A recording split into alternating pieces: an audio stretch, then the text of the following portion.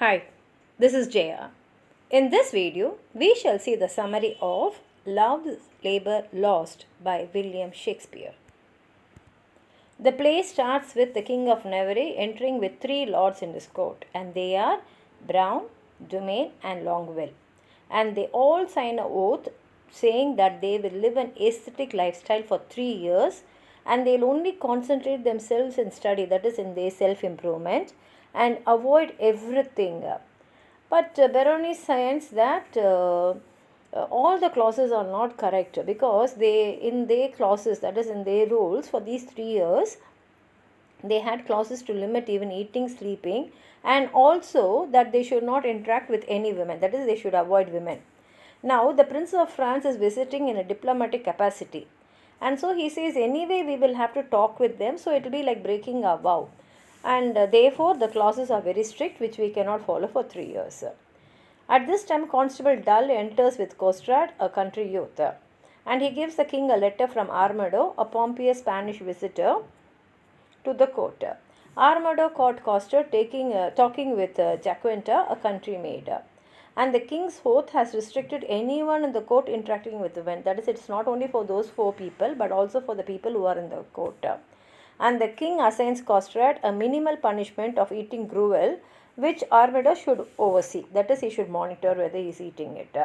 Now, Armada enters with the servant boy Mort, and he reveals that he has fallen in love with Jaquetta despite swearing the king's oath.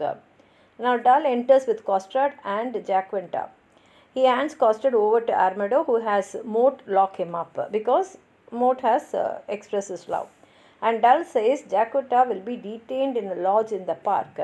Armada surprisingly tells her he will visit and proclaim his love. So we can understand that Armada is in love with Jaquetta. And the Princess of France arrives with three attendant ladies. They are Rosalind, Catherine, and Maria. She sends a courtier Boyet to ask the king how they can hold negotiations because his oath, which she has heard about.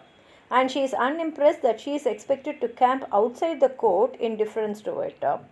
The king and the lords enter. The king and the princess fail to reach an agreement but plan to talk again once Boyet has some evidential papers.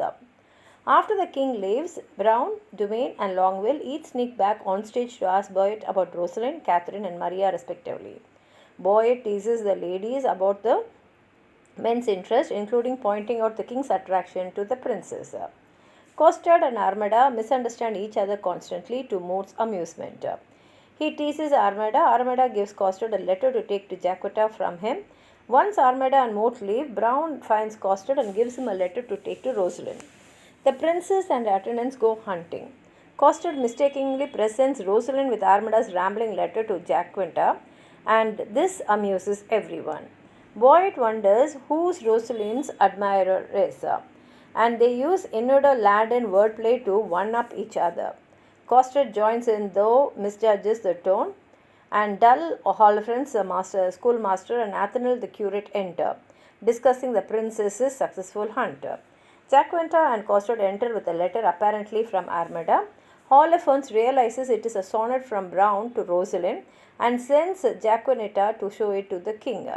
Alone on stage, Brown frets about his feelings for Rosalind. He hides when the king enters, who reads out a sonnet he has written to the princess. He in turn hides when Longwell enters and reads out a sonnet he has penned to Maria. This repeats when Dumain enters on, who reads out a sonnet to Catherine, unaware that the others are watching.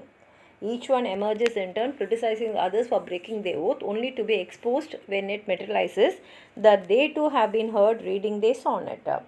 Brown takes the high ground as no one knows about him, but then Jaquetta enters with his letter to Rosalind. He rips it up, but Dumain recognizes his writing and confesses he too is in love. Then they resolve to woo the ladies together. Holofernes, Nathaniel, Dull, Costrad, Mort, and Armada gather. They have been tasked to prepare entertainment for the princess and the court. Holofernes proposes a performance of the 9 worthies. The ladies compare the notes and tokens sent by the men. Boyd warns them that the lords are coming dressed as Muscovits as a prank. The ladies wear masks and swap tokens pretending to be each other. They tease the lords who each swear love to the wrong person. After they leave, the ladies swap back at Boyd's urging. The lords re-enter, no longer in disguise. The king invites them into the court, but the princess declines. She does not want them to break their oath. The ladies make full fun of their musket visitors, feigning ignorance of the prank. Brown declares his love for Rosalind, and they reveal they knew all along.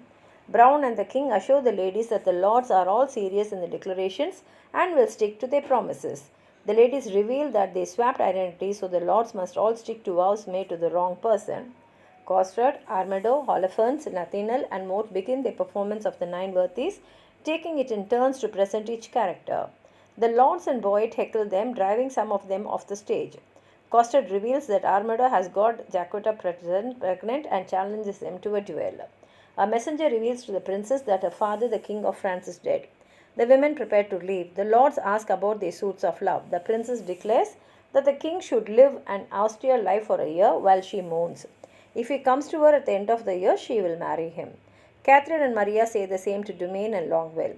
Rosalind sets a similar task for Brown, but also asks him to use his famously cutting wit to bring joy to the suffering. The lords all agree. Armado re-enters and announces that he has sworn to stick with Jacquetta for 3 years. He asks if they may present the final part of their performance, and the king agrees. The play ends with 2 songs, one about spring and one about winter. If you have anything more to add on to what I've said, please write it in the comment box, like the video, share it with your friends, and if you have not subscribed my channel, please subscribe and support. Thank you.